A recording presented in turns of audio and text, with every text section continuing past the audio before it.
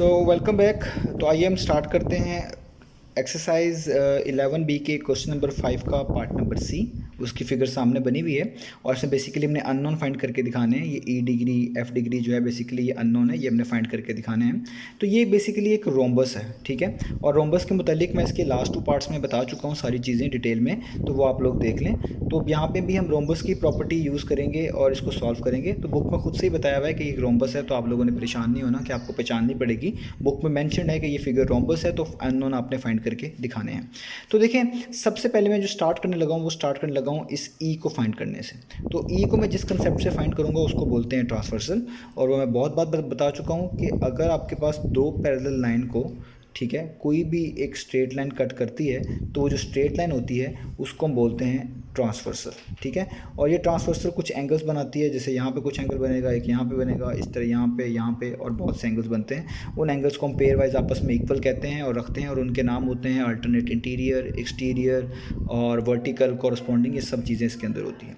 तो इसी चीज़ को मैं यहाँ पे यूज़ करने लगा हूँ। तो अब देखिए, सबसे पहले मैं तलाश करता हूँ इनमें वो पैरेलल लाइंस किधर हैं। तो पैरेलल लाइंस तो बहुत सारी हैं इसमें। फॉर एग्जांपल बी सी पे 2 एरो हेड लगे हुए हैं और ए डी पे भी 2 एरो हेड लगे हुए हैं। इसका मतलब बी सी पैरेलल है ए डी के। ये इनकी डायरेक्शन भी शो करा रहे हैं एक तरह की, और ये भी शो करवा रहे हैं कि ये दोनों लाइंस पैरेलल हैं। इसी तरीके से ए बी पे एक एरो हेड लगा हुआ है और डी सी पे भी एक एरो हेड लगा हुआ है, तो ये दोनों लाइंस भी क्या हुई आपस में पैरेलल, यानी ये वाली लाइन इसकी क्या है, पैरेलल। तो हम अगर नोटिस करें इन 2 पैरेलल लाइंस के बारे में, ए बी और डी सी, देखें यहाँ एक लाइन ये है ए बी, मैं इसको ज़रा एक्सटेंड कर लेता हूँ आपको समझाने के लिए। एक लाइन ये है, ठीक है, और इस तरह ऊपर से भी एक लाइन है डी सी, ये है और ये है, ठीक है।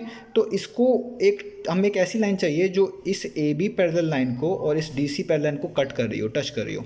तो आप नोटिस करें वो लाइन ये है, ए यहाँ से लेकर यहाँ तक, ये जो लाइन यहाँ से लेके यहाँ तक आ रही है, ये उस पर क्या बन रही है, एक तरह की ट्रांसवर्सल, क्योंकि वो उसको एक पॉइंट ए पे भी कट कर रही है और एक पॉइंट सी पे भी कट कर रही है। तो अगर आप इसको भी एक्सटेंड कर लें तो ये आपको कम्प्लीटली नज़र आना शुरू हो जाएगी कि ये एक लाइन ट्रांसवर्सल है इन 2 पैरेलल लाइन के ऊपर। इसको भी ट्रांसवर्सल ट्रीट किया जा सकता है, लेकिन अभी मैं ई डिग्री निकाल रहा हूँ, तो ई डिग्री इस लाइन के साथ कनेक्टेड है, तो इसलिए मैं इसकी बात कर रहा हूँ। तो अगर हम देखा जाए कि ये भी एक लाइन और ये भी एक लाइन पैरेलल थी और इनको एक लाइन कट कर रही है जो कि ट्रांसवर्सल है, तो आपको पता होना चाहिए कि ट्रांसवर्सल में जो एंगल यहाँ पे बनेगा इस वर्टेक्स के साथ, इसी लाइन के दूसरी साइड पे दूसरी वर्टेक्स के साथ जो एंगल बनेगा, जो कि यहाँ पे दूसरा वर्टेक्स ये है और दूसरी साइड ये बनती है, ये दोनों एंगल हमेशा इक्वल होते हैं। क्यों? क्योंकि इनको कहते हैं अल्टरनेट इंटीरियर एंगल। ये 2 लाइंस के दरमियान आ रहे होते हैं, इसका मतलब ये इंटीरियर हैं, और अल्टरनेट होते हैं, एक इधर होता है उसका अल्टरनेट इधर होता है। तो ये 2 एंगल बेसिकली कौन से कहलाएंगे, अल्टरनेट इंटीरियर एंगल। जिस तरह यहाँ पे भी ट्रांसवर्सल में शो किया हुआ है, एक एंगल ये और एक एंगल ये दोनों आपस में हमेशा क्या होते हैं, इक्वल। इनको अल्टरनेट इंटीरियर एंगल बोलते हैं। तो इसका मतलब जो एंगल बनेगा डी सी ए पे, क्योंकि सी पे बन रहा है तो डी सी ए बोल रहा हूँ मैं इसको, यानी जो एंगल बनेगा डी सी ए पे वही एंगल बनेगा आपके पास सी ए बी पे, सी ए और ए बी के दरमियान, यानी यहाँ पे सी ए बी पे, ठीक है। और वो कितना होगा, वो होगा 42 डिग्री, क्योंकि यहाँ पे जितना एंगल है उतना यहाँ पे होगा, जितना यहाँ पे है उतना यहाँ पे होगा, दोनों अल्टरनेट है, तो अल्टरनेट इंटीरियर एंगल हमेशा इक्वल होते हैं। तो यहाँ पे आप लिखेंगे कि ई डिग्री बेसिकली इक्वल होगा 42 डिग्री के, और आगे आप रीज़न भी लिखेंगे, ये बेसिकली बन रहे हैं अल्टरनेट इंटीरियर एंगल्स। और आप वो लाइन भी मेंशन करें जिन दो पैरेलल लाइंस के दरमियान ये बन रहे हैं। तो एक पैरेलल लाइन है डी सी और एक पैरेलल लाइन है ए बी, तो यहाँ पे आप लिख दें D C parallel to A B. तो अगर आप इसको डिग्री को डिग्री से कंपेयर कर लें तो ई का आंसर बहुत इजीली आ जाता है, वो है 42 डिग्री। 42 डिग्री यहाँ पे इसको सिंपल 42 भी लिख सकते हैं। तो देखिए ई का आंसर आ गया 42। अब हमारे पास जस्ट रह गया है एफ़ का आंसर, एफ़ डिग्री फाइंड करना है। तो आइए वो भी फाइंड कर लेते हैं। ई का मैं यहाँ पे लिख देता हूँ कि ई का आंसर मेरे पास आया है बेसिकली 42। तो आइए अब एफ़ डिग्री भी फाइंड करते हैं। तो देखिए, एफ़ डिग्री निकालने के लिए आपको रोम्बस की प्रॉपर्टी आनी चाहिए। रोम्बस में प्रॉपर्टी है कि आपके पास जो एंगल बाइसेक्ट हो रहे होते हैं, जैसे यह एक मैं यहाँ पे रफ सा रोम्बस बना लेता हूँ। लेट्स से रफ सा एक रोम्बस है हमारे पास, ठीक है। तो लेट्स से मैं एक लाइन इसके इस वर्टेक्स से इस वर्टेक्स तक लेके आऊँ, जिसको डायगोनल बोलते हैं। तो ये जो एंगल बनेगा टोटल, इसके 2 पार्ट्स बन जाते हैं, एक पार्ट ये, एक पार्ट ये। तो अगर ये एफ़ डिग्री होगा तो ये भी एफ डिग्री होगा।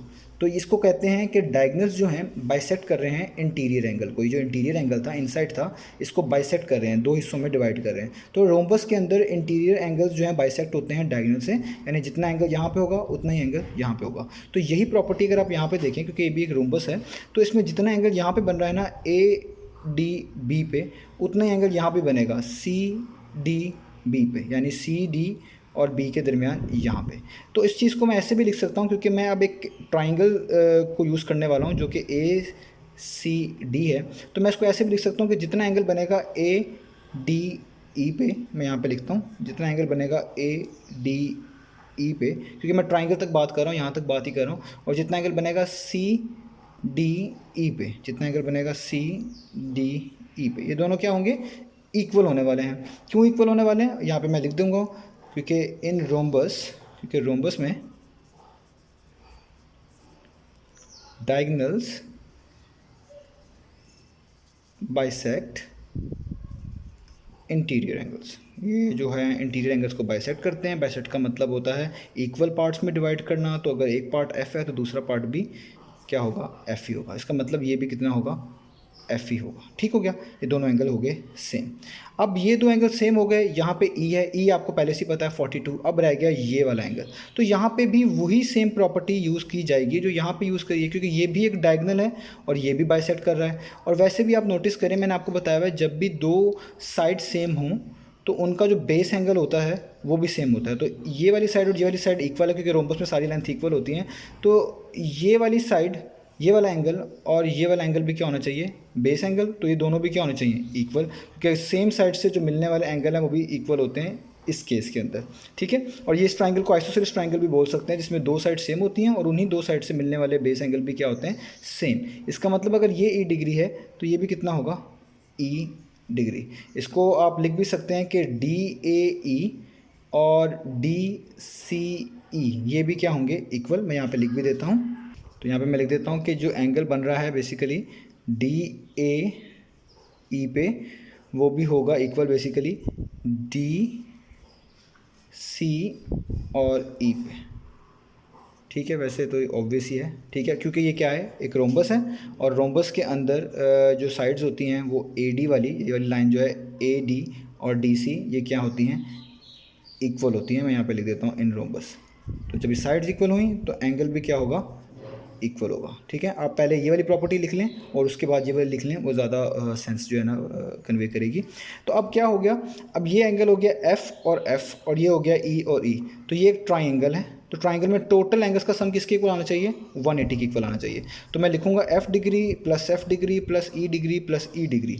2 मरतबा एफ आ रहा है, 2 मरतबा ई आ रहा है, और इन सबको सम करके किसके इक्वल आना चाहिए, 180 डिग्री के। क्यों, क्योंकि आपको पता है यह है angle sum of triangle. Triangle का नाम रख लें, ए डी सी कर लेते हैं जी, ए डी सी। तो एफ प्लस एफ कितना होता है, 2f। ई डिग्री की वैल्यू आपको पता है, वो हमने निकाली हुई है, वो कितनी है, 42, यानी 2 बार 42 को आपको ऐड करना पड़ेगा। 42 प्लस 42 इक्वल्स 180 डिग्री। अब आपने जस्ट 42 में 42 ऐड कर देने, तो 42 में 42 ऐड करेंगे वो आएगा 84। तो ये हो जाएगा 2f degree plus 84 degree equals 180 degree. ठीक है, तो अब ये प्लस 84 है, इसको वहाँ मूव करेंगे, माइनस 84 हो जाएगा। मैं इसको यहाँ पे कर लेता हूँ, तो ये बेसिकली हो जाएगा हमारे पास 2f डिग्री इक्वल्स 180